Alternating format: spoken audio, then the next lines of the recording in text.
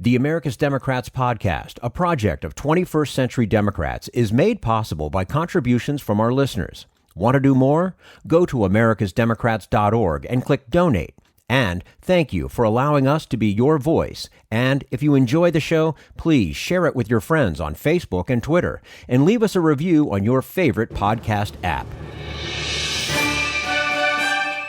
This is the America's Democrats podcast, the weekly podcast for stand-up Democrats. I'm your host, Jim Cuddy.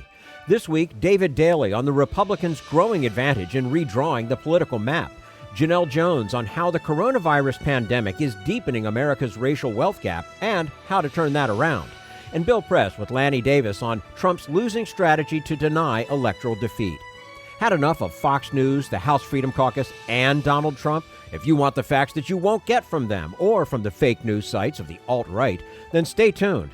Our sponsor, 21st Century Democrats, works hard to get everyday Democrats involved in returning our party to its roots and to success at the ballot box. Sit back and listen, then stand up and fight. And follow 21st Century Democrats on Facebook for all the latest progressive news. We're glad you can join us. GOP wins in state legislatures means they will control a majority of redistricting efforts across the country. Journalist and voting rights advocate David Daley says that without significant reforms, Republicans will continue to rig the system to their advantage.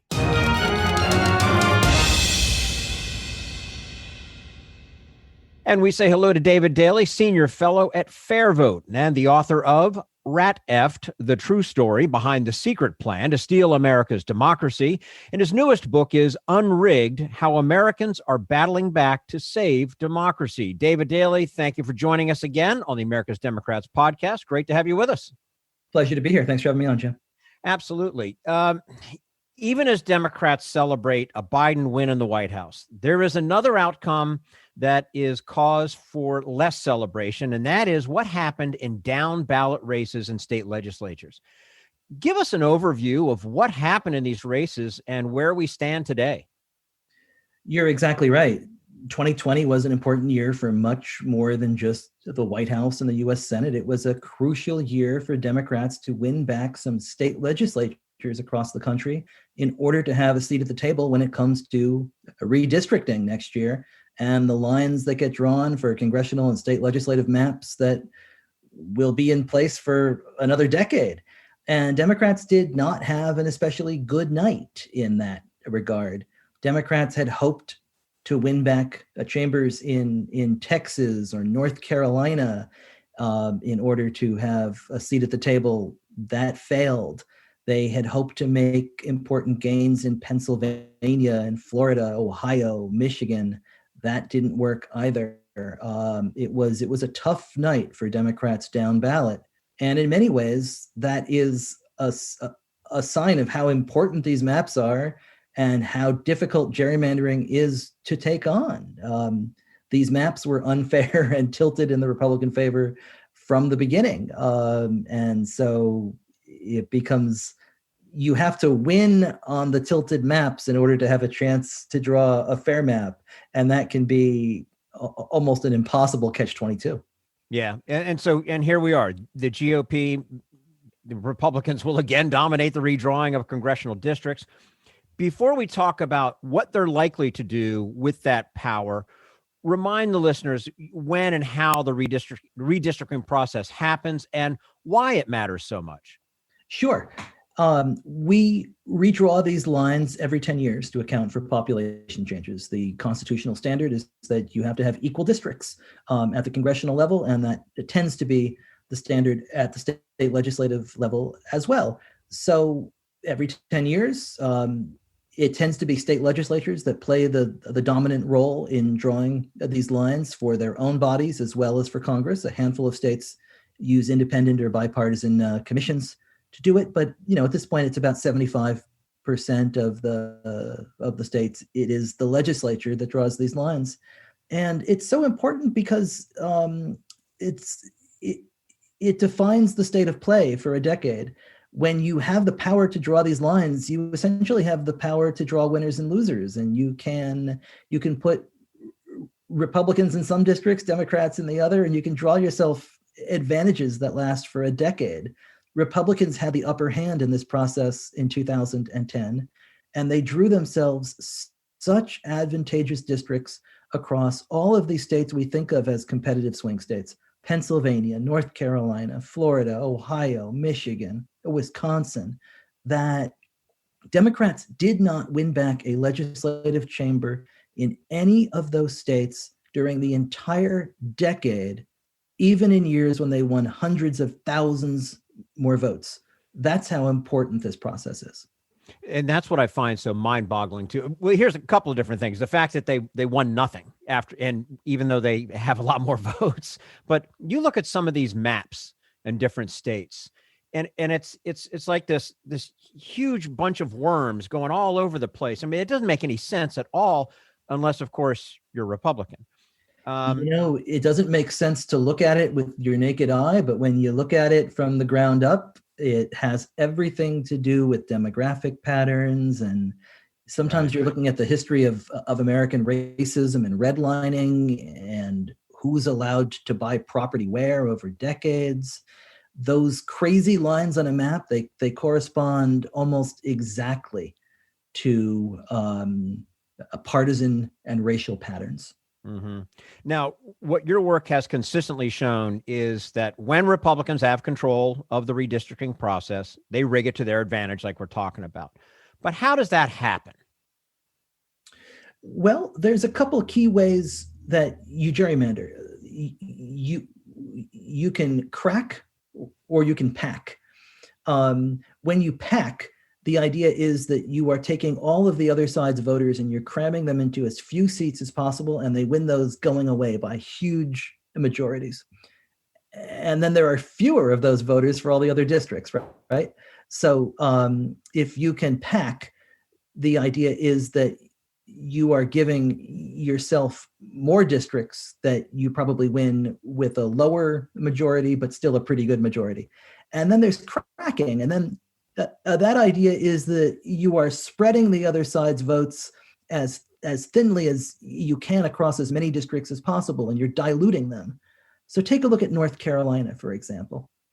North Carolina, pretty even state, right? A relatively 50-50 state.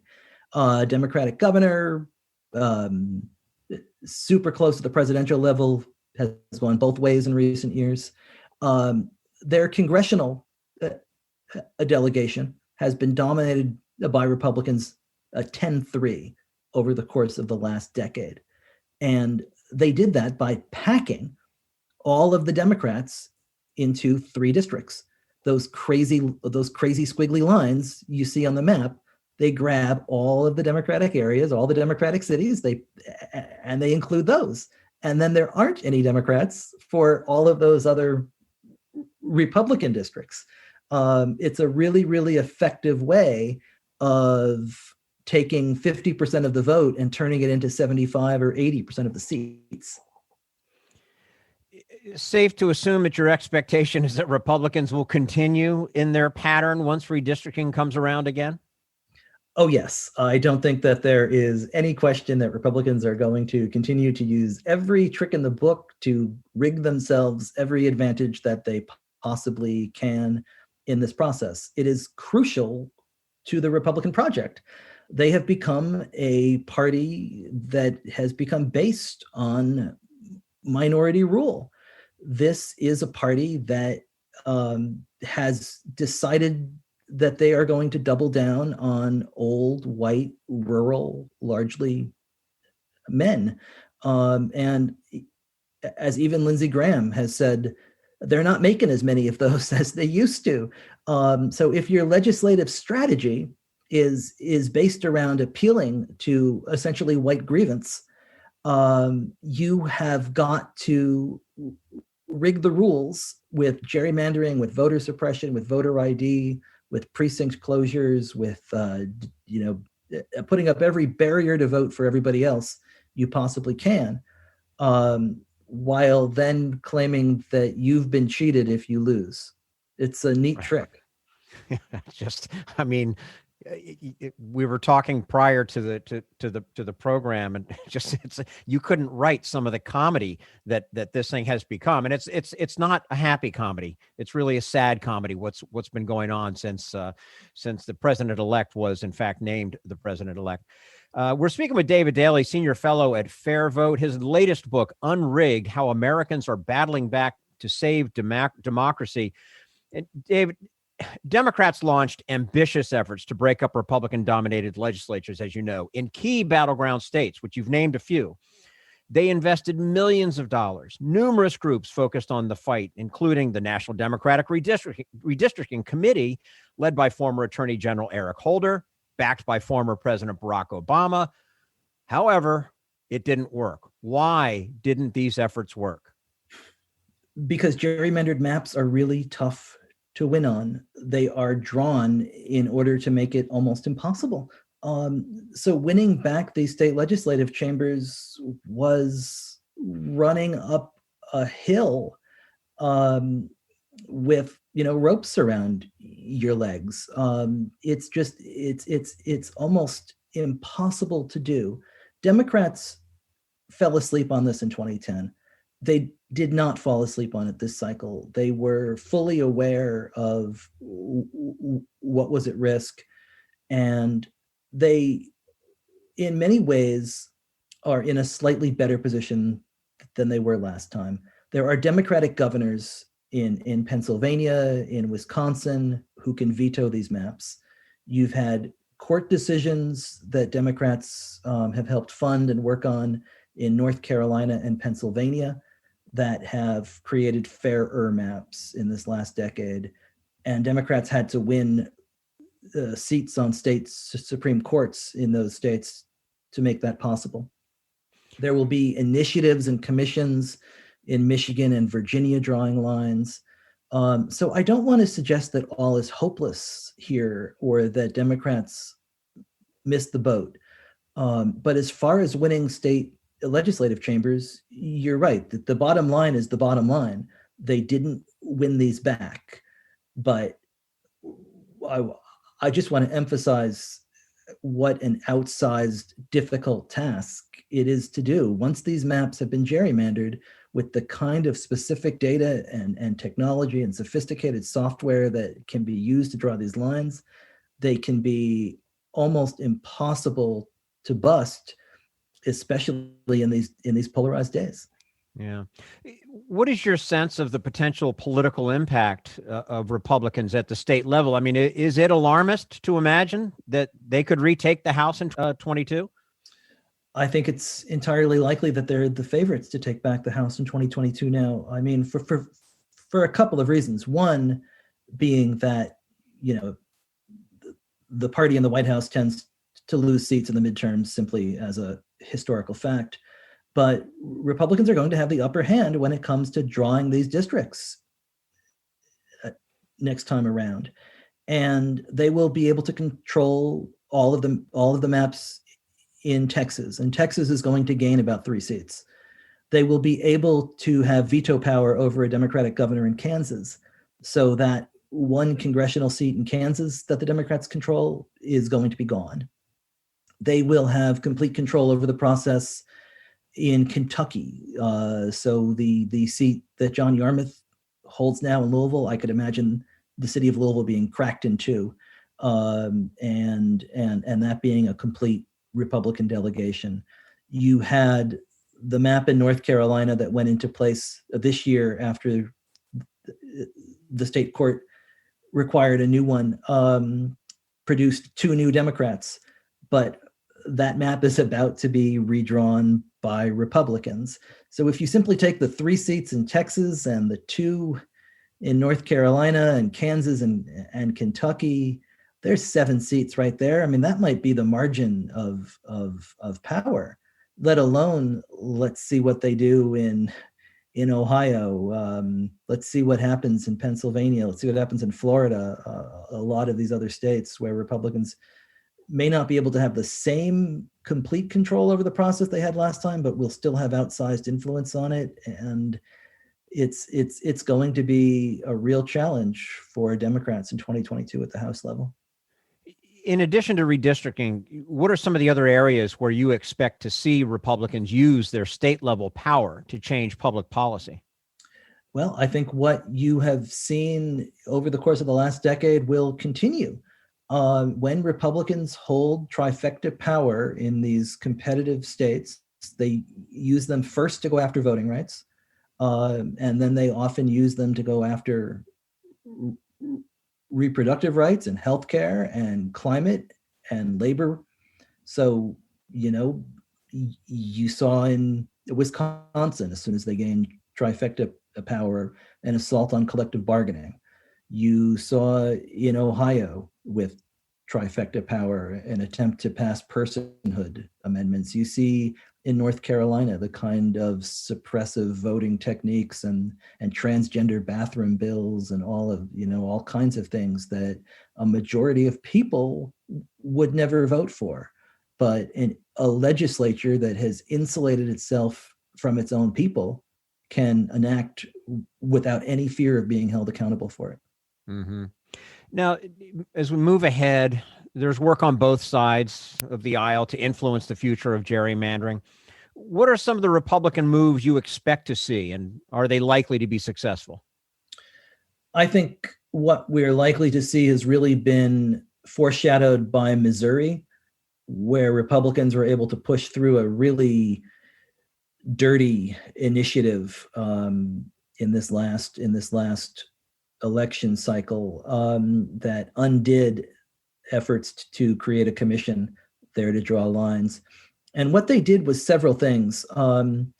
They said that it could become possible to draw districts at the state legislative level based not on total population, but based on citizen voting age population. And while that sounds really wonky and technical, what it means is that instead of counting everybody, citizens, non-citizens, voters, non-voters, adults, children, you only count, for the purpose of drawing state legislative lines, citizens over the age of 18. So you skew the electorate older, whiter, more conservative, more rural, and you move political power from cities into rural areas. I think you will see that pop up in a number of states. There's also efforts in that legislation to make it harder for citizens to gain standing to bring lawsuits in state courts that fight at tilted maps. There are efforts to emphasize the compactness of a district when it is being drawn as a criteria. So compactness matters. If what you're trying to do is draw the smallest, most square district possible, that is going to help.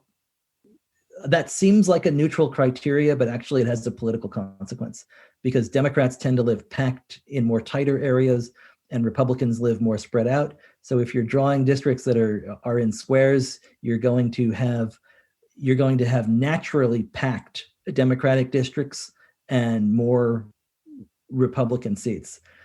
So I think that's the kind of stuff you're likely to see, really highly technical manipulations of the rules that look on face to be neutral, but actually have serious consequences. You're still penning people in, basically. I mean, that's the bottom line there, right? That's exactly right. This is essentially a resegregation of America, district by district.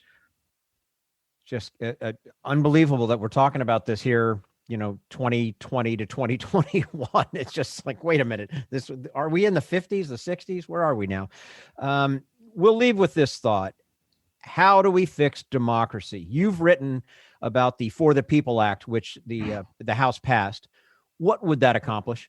There's a lot of wonderful things in the For the People Act, including independent redistricting, which would just be absolutely important. I think that there's a number of reforms we need. We need ranked choice voting. We need commissions. We need to have a serious conversation about the Electoral College and the national popular vote.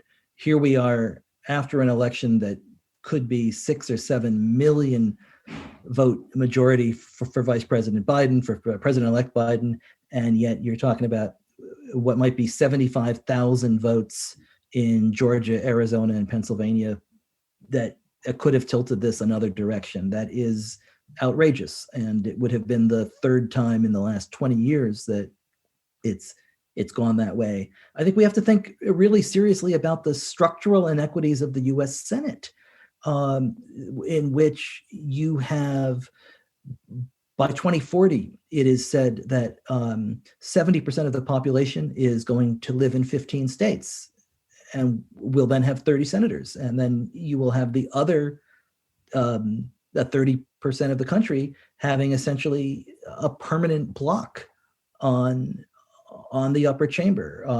We have to think about that. And I mean, we also have to think about the U.S. Supreme Court and serious court reform.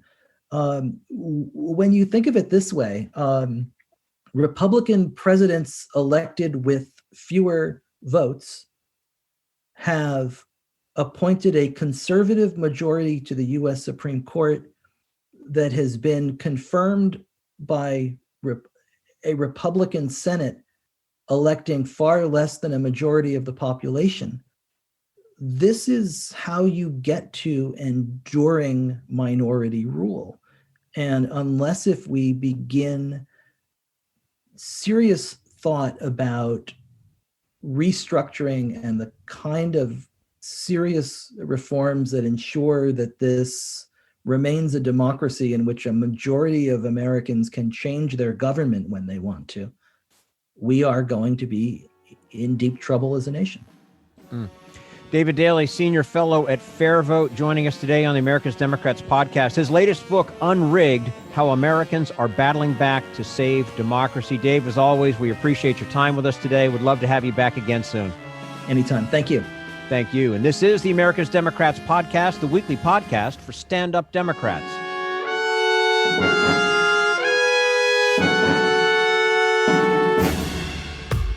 We want you to sit back and listen to this americasdemocrats.org podcast, a project of 21st Century Democrats. But we need you to stand up and fight.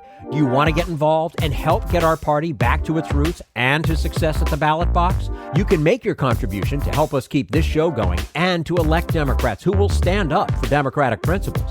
Go to americasdemocrats.org and click on Donate at the top of the page. This Social Security measure. I believe that we must pass legislation to provide medical care. This is our tradition. When our grandparents came to America, it was the Democratic Party which said, welcome. It was the Democratic Party, the party of Roosevelt and Truman and Kennedy and others, who said that America belonged to all its people, not just a handful of the rich or a few giant corporations. That's why great leaders like FDR fought so hard for Social Security, and why JFK stood up to the insurance companies and their Republican allies to get Medicare. It's not just one thing, or one time, in one place. It's about a whole history of standing up to the Republicans and saying someone has to be on the side of regular working people in America, whether it's defending Social Security or just the way your loved ones are treated on the job. That's what the Democratic Party is all about. And that's why this message has been brought to you by the Democratic Party. Working people like you and me. Paid for by 21st Century Democrats. Not authorized by any candidate or candidates committee. This is the America's Democrats podcast, the weekly podcast for stand-up Democrats. Coming up next, how to build an economic recovery that doesn't leave people of color behind. But first, we turn to Jim Hightower, America's #1 populist, for his common sense commentary. Big high walls can be troublesome. Ask Humpty Dumpty. However, for a real-life epic story about wall troubles, ponder the trials and tribulations of our very own president.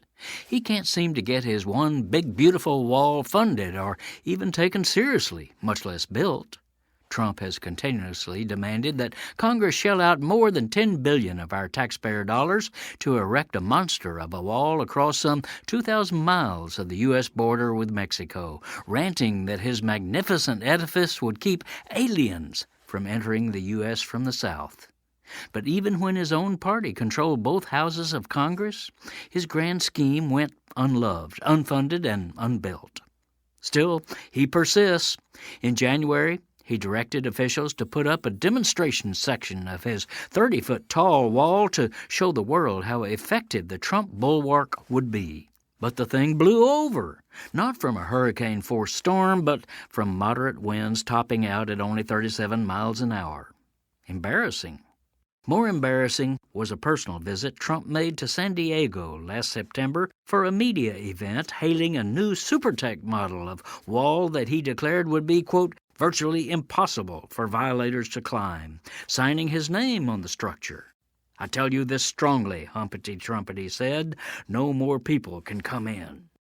But a climbing group in Kentucky built a replica of that wall and held an up-and-over competition. Winning time was 13.1 seconds. Dozens of competitors easily topped it, including an 8-year-old girl and a guy who climbed it one-handed while juggling various items with his other hand. This is Jim Hightower saying, one thing that truly is impenetrable is Trump's locked mind, refusing to let him see how silly this extravagant folly is. Need an antidote to the progressive blues? Want some good news about how grassroots folks are rebelling against the corporate powers and winning? Well, here's an easy-to-swallow pill for you, the Hightower Lowdown. Hightower's monthly newsletter will give you the lowdown, even as it lifts you up. It's 4 pages a month, jam-packed with facts you can use, actions you can take, and Jim's own Texas humor, all for only $15 a year. To become a lowdowner, go to hightowerlowdown.org.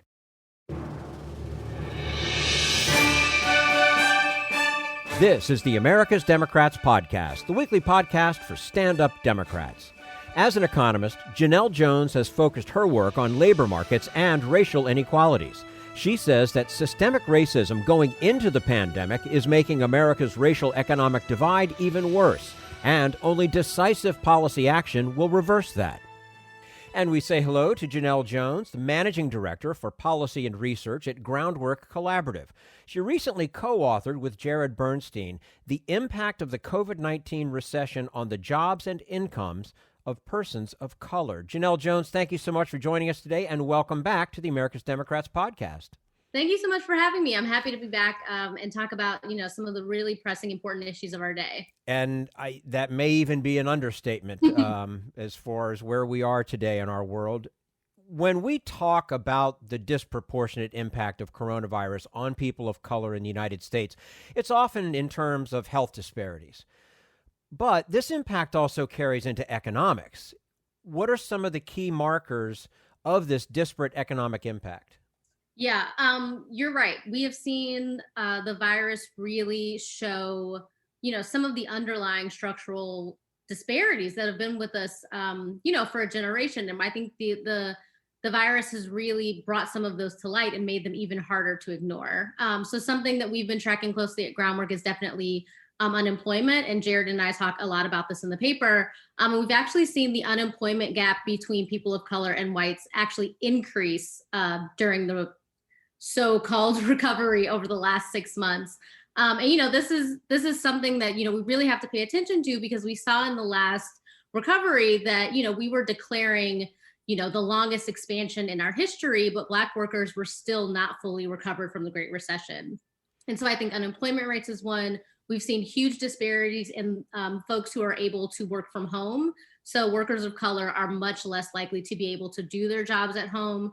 We've seen that workers of color are, disproportionately part of essential workers. So they're going to work, they're choosing between, a paycheck and really the safety and health of their lives and their loved ones.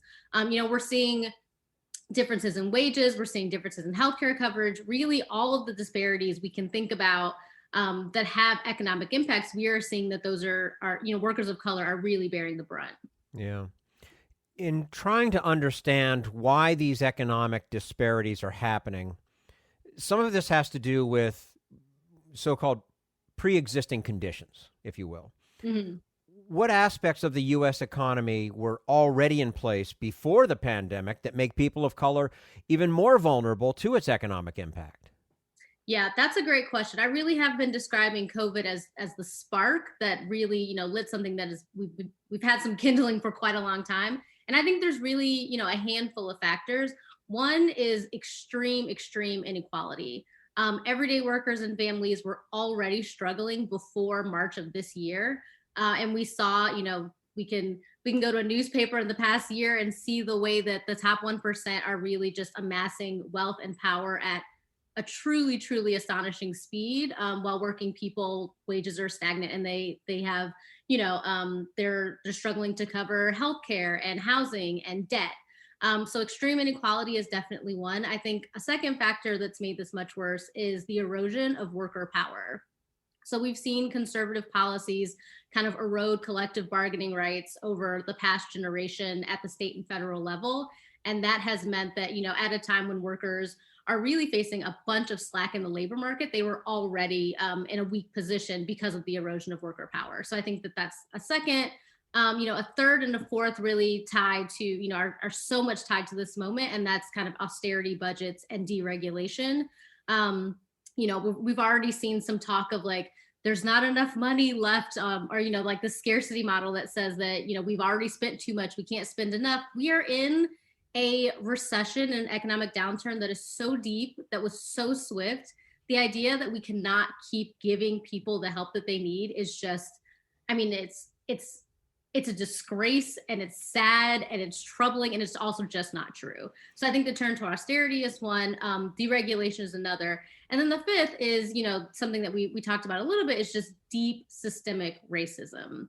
We have an economy that for workers, particularly Black workers, has not been working. And this recession has shown just how true that is.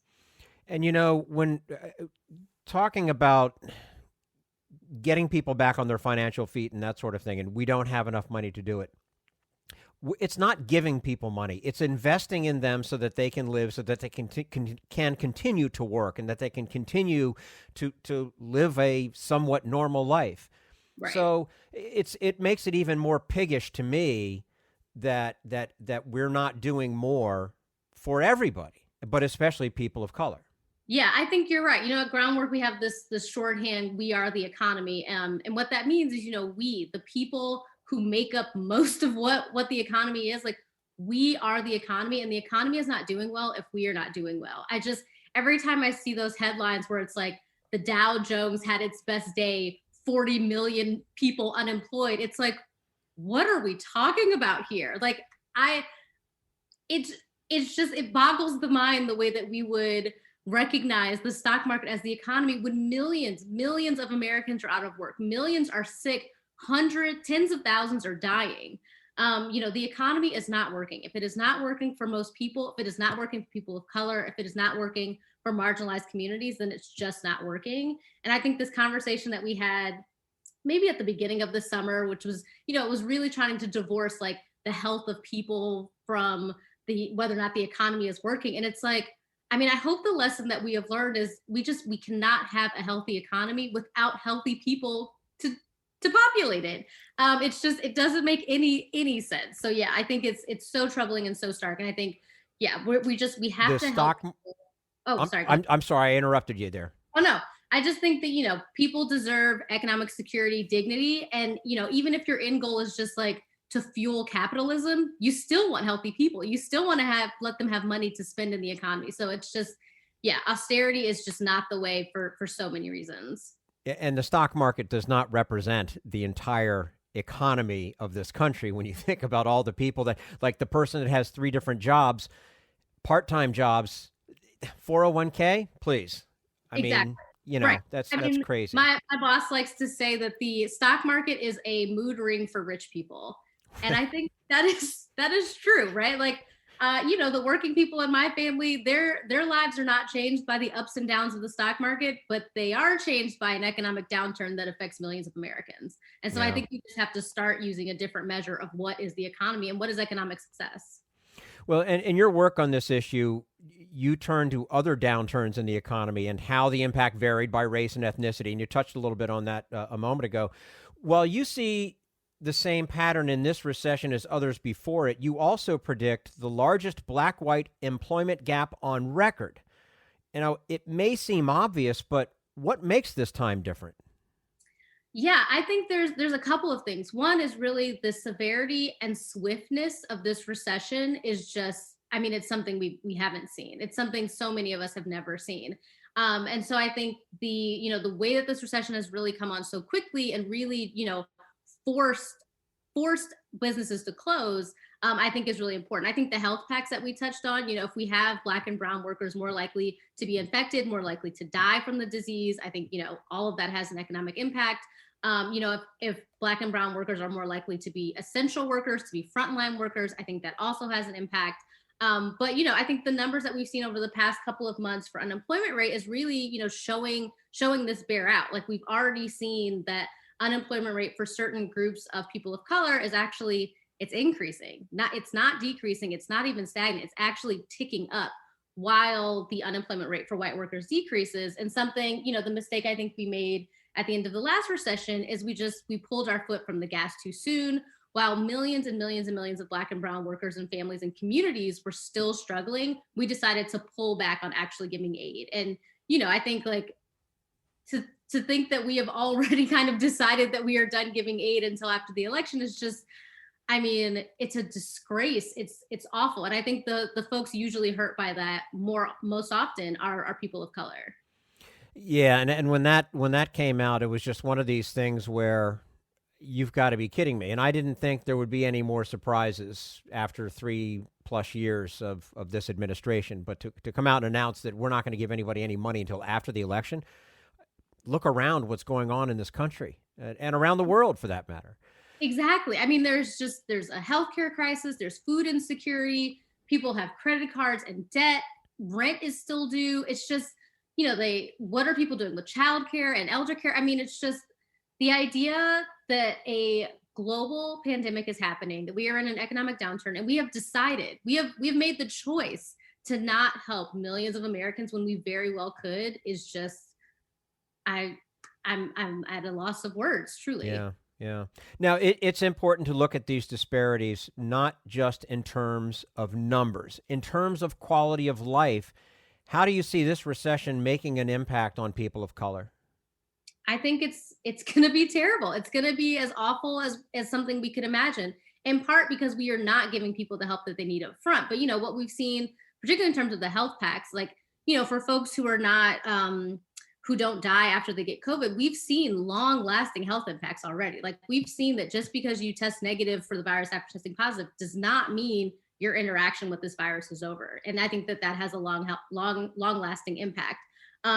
Ripping folks out of the labor market for months at a time takes a hit on wealth, on savings, on their ability to earn weekly income. There's a bunch of really good work on the impacts of children whose parents suffer long-term unemployment and what that does for them in their future earnings and education. The numbers this past month showed that long-term unemployment is increasing. We've seen that a tight labor market really does bring folks from off the sidelines, but often, the long-term unemployed are really last to get that benefit. And so we're going to see, records amounts of long-term unemployment. Of the jobs that we've lost since February, we've only gained back about half. So 10 million workers are still, so much of this story just actually leaves me speechless. Permanent job losses are continuing to pile up. They increased to about 4 million workers in September. And this is, all of this is a choice. All of this are choices that we are making to not give economic security and stability to millions of Americans. Yeah. We're speaking with Janelle Jones, Managing Director for Policy and Research at Groundwork Collaborative, recently co-authored with Jared Bernstein, The Impact of the COVID-19 Recession on the Jobs and Incomes of Persons of Color. And Janelle, when and if there is a recovery in our future, and obviously we all hope that's sooner rather than later, your work indicates that people of color do less well than whites during recovery periods. You've kind of touched on this, but help us understand that a little bit better. Yeah, that's a good question. I think a really, really good point to highlight right now as we think about what is a recovery. I think at the beginning, we really can, make some choices about what does it mean for success? What does it mean when we recovered? Some work that I've done at Economic Policy Institute and that Valerie Wilson has done has shown that housing wealth for Black Americans actually never recovered from the Great Recession. So while we're seeing headlines about the longest expansion in U.S. history, Black workers, Black families had not recovered. Their wages had not recovered. We saw labor force participation rates still very, very low. And so I think what it means is, I love to ask recovery for who? When we talk about like, oh, things are getting better, we're seeing improvements, for who? The work that I've done with Jared Bernstein about monetary policy, I think is a really good way to think about it. The Federal Reserve has a dual mandate to keep stable prices and to reach full employment. By the Federal Reserve's own definition, Black workers have actually never experienced full employment. Never. So I just think that now is a really important time to think about what are the metrics of success? How are we measuring recovery? If we mean recovery and the only groups of folks who are doing well is white workers, I don't consider that a success. I don't think our job is done. I think we should still be, putting in policies and implementing things to help workers of color. And I think that we've made this mistake in the past. We have declared recovery while millions and millions and millions of Black and brown workers were still suffering in economic crisis conditions. And so I just think that, we've made this mistake before and we can make a different choice now. It really, truly is just a set of choices that we can make differently. Mm-hmm. Let's turn to policy. The paper you co-wrote is a call to get ahead of the curve. And you speak of cyclical and structural measures. What's the difference between the two?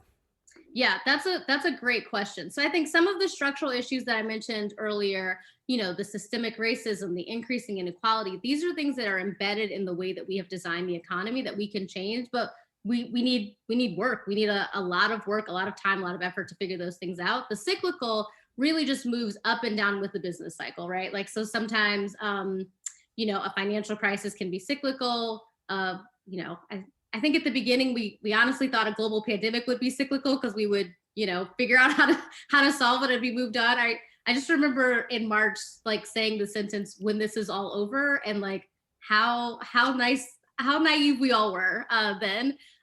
Well, now wait, we didn't have to be. We didn't have to be. This bad. It did not have to be this bad. Yeah. Is something I say out loud quite often. Yeah. And so, right, those are the things that really just, the boom and bust of the economy because of how it's designed. But these structural issues are things that really take bold transformational change. The erosion of worker power, that is something that we can rectify that could take a long-term change. I mean, you can also, unionize everything. We could do that. But that is something, I think there's been a trend of kind of conservative policies that have really attacked progressive ideas for the economy. And those things tend to be structural and take bigger, bolder ideas for change. What are some of the key measures you want policymakers to be thinking about in terms of both cyclical and structural measures? Yeah, that's a good question. I think, broadly, I really want policymakers to think about racial gaps. I really want them to think about who is impacted by a policy and how do we know it's working? Like, what is the group that needs to experience better outcomes for it to be declared a success? I think that's like the broad overarching way of the way I think about policy. And then, in terms of specifics, we actually saw some good policy response at the beginning of this. We saw the CARES Act, we saw, stimulus checks, we saw $600 boost of UI, like those were good things. And I think the numbers are showing us now that those things helped. Those things helped the economy. There was research earlier this year that showed that, the poverty rate went down a little bit at the beginning of this because of the way we boosted support to families. So I think, those are some of the specifics. I mean, the idea that healthcare is tied to employment right now, like, I just don't know why it was ever, but it just seems like such a mistake right now. Josh Bivens has done a bunch of work at EPI. And I think the most recent update is, 15, 17 million Americans have lost health insurance because they've lost their jobs because businesses have shut down. So I think, healthcare, I would love to bring back the expansion of UI. But we can also, we lost a ton of government jobs, and that is a real choice. We can give monies to cities and states to make sure they don't face budget shortfalls that force them to cut essential services. I mean, what are we going to do about care work? What are we going to do about care work? Care work is the work that makes everything else possible. And so, during this time when we really have to stay home, we have to stay home to get a handle on the crisis. I think we just need to give families the support they need to make it through and make ends meet. And you're right. And about the CARES Act, absolutely, it was necessary and it was helpful, and it's exactly what we needed. Mm-hmm. But now that we've gone this far along with this pandemic because we ignored everything else, to me, it's the equivalent of the president throwing rolls of paper towels out to a group of people in Puerto Rico after their island has been completely decimated by a hurricane. Exactly. It's just in the end, in the longer term, it really hasn't done anything at all because now we're right back where we were economically. Well, it's honestly made things worse. Like if we had just done what we needed to do, we could be on the other side in actual recovery, but we have just dug ourselves into a deeper hole, right? We've seen, families are falling even further behind on rent. Families are families are decimating their savings even more. Long-term employment is increasing even more. Like we've just made things, I don't think we are back to where we started. I think we've actually made things worse by this inaction. And that means we just have to do even more to get ourselves out of this bigger hole. Yeah. Before we let you go, as you look at how we are responding to this crisis, or not responding to this crisis, I guess, and in your conversations with policymakers, is it your sense there is a willingness to take on this challenge? I think that there is. I truly think that there is. And I think we've seen Democrats in Congress working hard to try to get relief to people. And what they have been met with from congressional Republicans and the Trump administration is just, it's a disgrace. It's an actual national disgrace. And so, I think folks are trying. I saw Powell had some comments yesterday about the need to pair fiscal response with a monetary response. And he's trying, he is doing whatever he can at the Federal Reserve, but that it won't be enough unless we actually get aid to folks. We have to give aid to folks. And I think the news yesterday about Trump pulling negotiations is just, it's what we see. We see Democrats trying to make sure people can pay their rent, not be evicted, get some healthcare coverage, maybe get some care help. And congressional Republicans are saying no. They're saying, figure it out. You're on your own. Don't let the virus dominate you. And that's what we've seen. So I think some people are willing, we've seen plans. We've seen a ton of good legislation come out of the House. We've seen people talk in public about the things they would want to do if they could get some help to get some laws passed. Pretty appalling. Yeah. Pretty appalling. Janelle Jones, Managing Director for Policy and Research at Groundwork Collaborative, joining us today on the America's Democrats podcast. Again, recently co-authored this paper with Jared Bernstein titled The Impact of the COVID-19 Recession on the Jobs and Incomes of Persons of Color. Janelle, as always, we appreciate you joining us today. Would love to have you back again soon. Thanks so much. This was a great conversation. I'm happy to have it. Thank you. And this is the America's Democrats podcast, the weekly podcast for stand-up Democrats.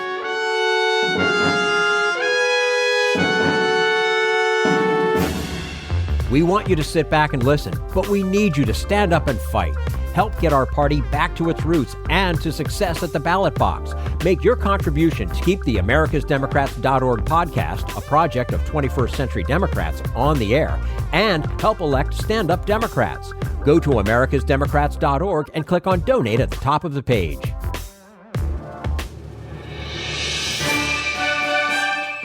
This is the America's Democrats podcast, the weekly podcast for stand-up Democrats. And now, why Trump's claims of voter fraud will fail to keep him in the White House. Bill Press interviews Lanny Davis, a former White House special counsel in the Clinton administration. Have we seen any solid evidence of voter fraud? No, and let's just quickly, I'll be a lawyer. I hate to say that, but I'll be a lawyer for you. In order to win a voter-based lawsuit, you have to find enough fraudulent votes to make the difference in the result. That's the criteria in the law. And it's extremely difficult to prove a fraudulent vote. You have to prove a vote was changed from one candidate to the other, or was submitted and the voter isn't registered. Whatever the reason is, you have to prove that the vote itself was invalid, or that there was a valid vote not counted. But that's not enough. You have to come up with enough to make a difference.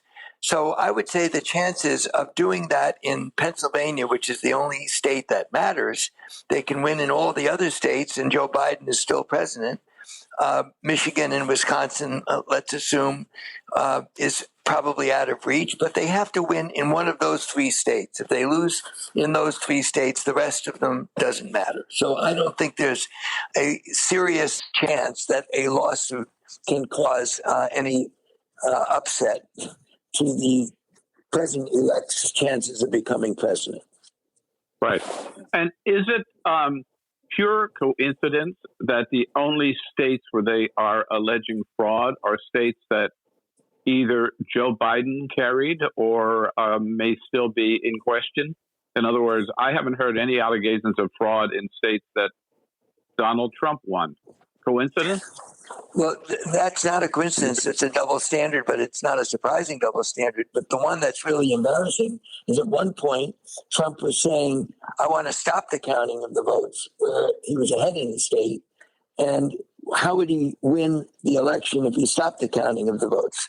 So he had to figure out, which way do I go here? He decided, well, I'm Donald Trump. I can do it both ways. Let's stop in one state where I'm ahead, and let's do something where I'm behind that's different than stopping. Let's keep counting. But only Donald Trump and his supporters don't worry about those inconsistencies. So back to your with your lawyer hat on, right? Walk us through the process. They walk into a courtroom, right? They can't just walk in and say, we think there was fraud. I mean, they have to have somewhat of a case and somewhat of a slate of evidence to present to the judge, correct? Yes, I was actually involved in a lawsuit many, many moons ago in Brooklyn in a congressional Democratic primary. And you may remember the name Allard Lowenstein from years ago. Lowenstein was defeated in a primary, but we believe there were many, many Lowenstein voters who were denied the right to vote for frivolous reasons. So we had to go out and collect affidavits from people who would swear under oath in writing that they tried to vote, were denied the right to vote, and that we could prove they were eligible to vote. And we had to come up with a big enough number to make the difference. That took an entire summer of going door to door to collect those affidavits. And for the first time in New York State history, we got a new election ordered. And that took a lot. And that is not going to happen in the city of Philadelphia. Or collect enough votes, alleged votes that were irregular to make a difference in Pennsylvania, Michigan, or Wisconsin. But that's what they have to do, Bill. Right. Now, how long, Lanny, how long could this drag on? Or how long could they drag it on? Is it up to the courts? Is it up to them? Well, it really is. It's kind of weird. And even in my own family, I have somebody who's worried that Trump can litigate and drag this out and refuse to leave, and all of the hype, I think, exaggerated panic that I hear in the media. It's like a good story to keep the ratings up. Here's the unfortunate reality for people who want to keep that good story going. On January 20th at 12 noon, the U.S. Constitution says there will be a new president. Doesn't matter what Donald Trump is doing in the courts. No court can enjoin a change in the Constitution.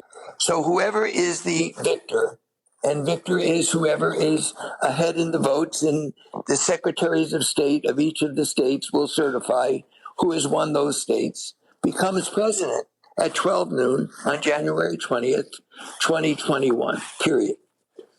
Now, the big if there is if there are several secretaries of state who refused to certify a state enough to put Biden over 270, then there will be a constitutional crisis where until that situation is decided, the next in line to be president, I believe, is none other than Speaker Nancy Pelosi.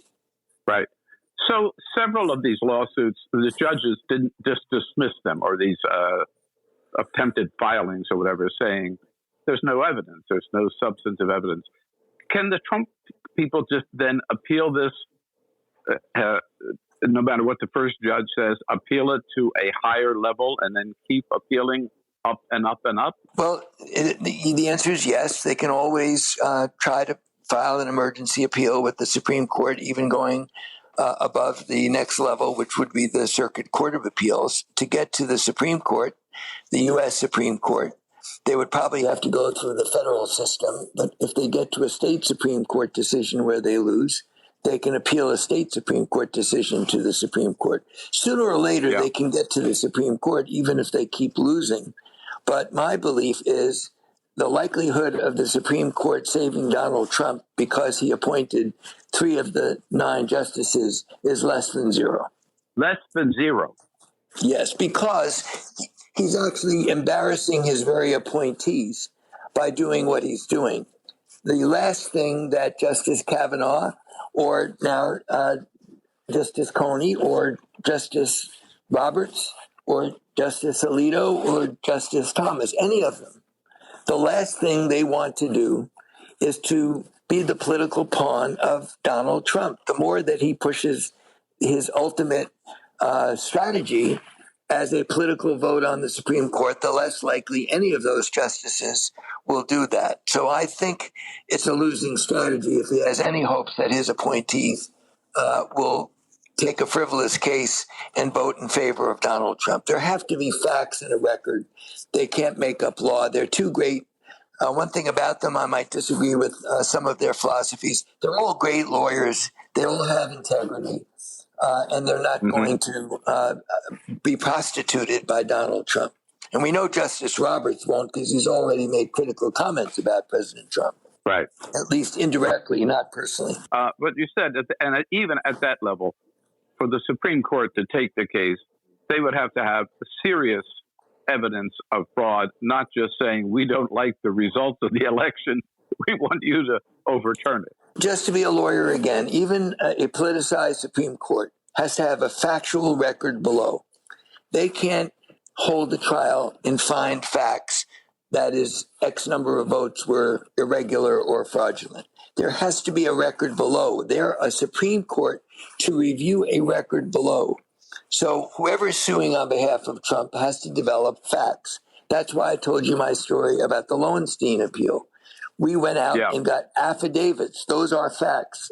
And unless they have a record, there's nothing the Supreme Court can do at all. They can't even take the case if there's no record. Is there some of these, it seems to me, and I'm not a lawyer, I depend on friends like you when I get in legal trouble or have a legal question. But it seems that some of these lawsuits that they've tried to file are totally frivolous. I mean, I'm thinking of the one where they said there were no observers in the counting room in Philadelphia. And the judge said, did you have people in the room? And the guy said there were non-zero Trump people in the room, whatever that means. If they file a lawsuit based on that, I guess my question is, Lanny, under this legal process, are there penalties for filing a frivolous lawsuit? It depends on the judge. The answer is yes. The judge can assess legal fees if he thinks that the case is filed in bad faith with no merit whatsoever. The judge is allowed to sanction the lawyers who file such a case. But I think the real most important job you're doing and everybody else in the media is to remind the American people that we, despite Donald Trump's 4 years, where he said almost literally, the president is above the law, I'm the president, I don't have to follow the law, that this is a government of law, especially when you're in the judicial system.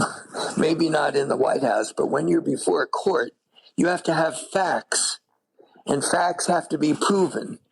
So my answer to everyone is be patient. Don't let him distract you or worry you. On January 20th at 12:01 p.m., we will have a new president sworn in because the Constitution says that. The only possible risk, as I said, is if a Secretary of State who's required to certify the winner of the state refuses to certify, and that happens enough times to deny Joe Biden 270 votes. Then we would have a constitutional crisis, and then Democrats would be going to the courts to order the Secretary of State to certify the votes. The Secretary of State can't refuse to certify unless, again, there's a legal, factual basis for doing so. So I'm throwing out to you a 1% chance, but the Secretary of State of Pennsylvania, Michigan, and Wisconsin are going to certify that Joe Biden won those 3 states, and then it doesn't matter. It's over. Right. That is comforting to know. Now, Lanny, when you and I remember well the long month that we spent after Florida in 2000. And in that recount, George W. Bush reached out to former Secretary of State James Baker to lead his legal challenge. Al Gore reached out to former Secretary of State Warren Christopher to lead his challenge. I mean, two giant statesmen, right? What does it say that Donald Trump has reached out to Rudy Giuliani to lead his challenge? You can see there isn't anyone who hears the name Giuliani who doesn't laugh. You would think Giuliani knows that by now. It doesn't bother Donald Trump that people laugh at Giuliani because we've been laughing everybody at a man who literally doesn't have all cards in the deck. But in any case, that is all you need to say is that he's relying on Giuliani, who's a laughing stock even by his colleagues behind his back. I have someone at the White House, used to be at least, who told me regularly that Giuliani would walk out of the room and people would laugh. Does he know that he's an object of ridicule? Donald Trump doesn't seem to care.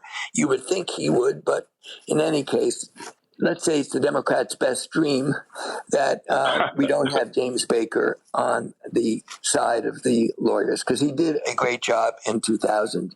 And because of his skills, and the Supreme Court case was not an easy case. David Boies argued it for Al Gore, and he's one of the great lawyers in the United States. And we lost that case on a 5-4 vote. A lot of people said it was a political 5-4 vote. I think both sides had pretty good legal arguments in that case. There are no facts here to support any good legal arguments by Rudy Giuliani. Right. So I want to ask you about a couple of other related legal issues. But first, before we take a break, I want to ask you about, I hear this fear expressed by a lot of Democrats, and some Trump people have already talked about it.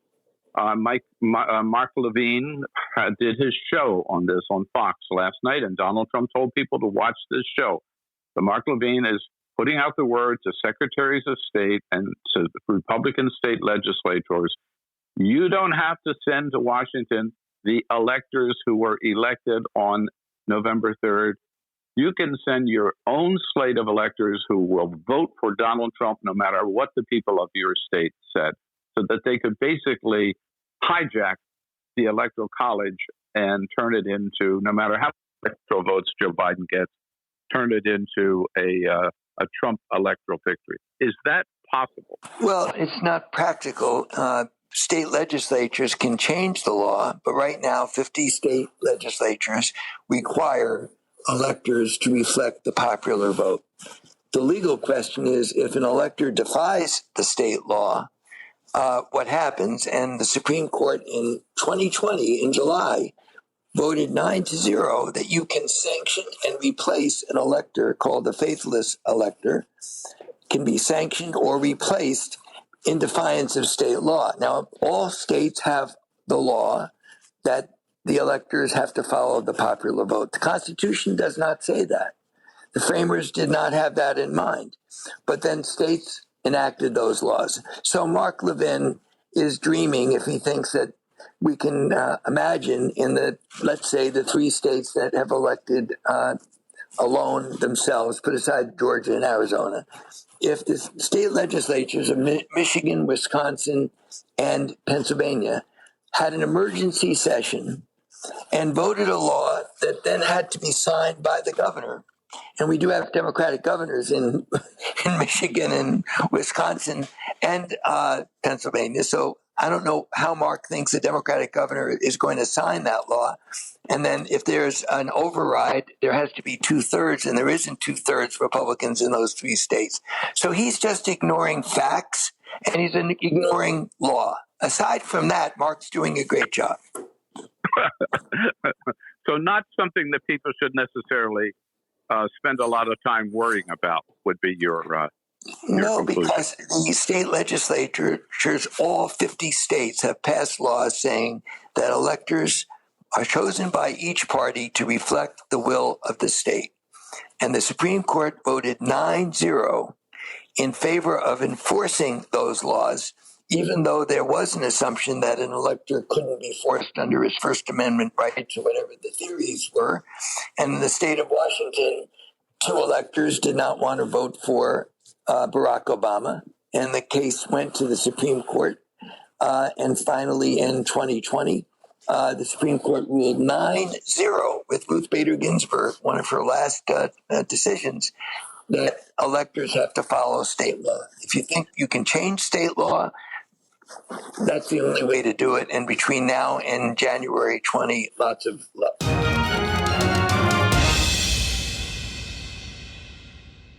Bill Press with Lanny Davis, a legal crisis manager and a former White House special counsel in the Clinton administration. If you'd like to hear the entire interview, visit BillPressPods.com.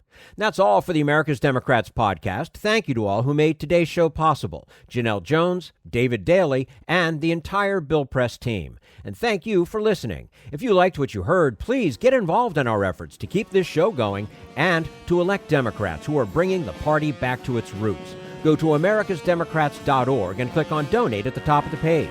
And be sure to find 21st Century Democrats on Facebook and Twitter, and leave us a review on your favorite podcast app. For the America's Democrats podcast, I'm your host, Jim Cuddy. We want you to sit back and listen, but we need you to stand up and fight. Join us. Support the americasdemocrats.org podcast, a project of 21st Century Democrats, and help elect Democrats who will stand up for democratic principles with your contribution today. Go to americasdemocrats.org and click on Donate at the top of the page.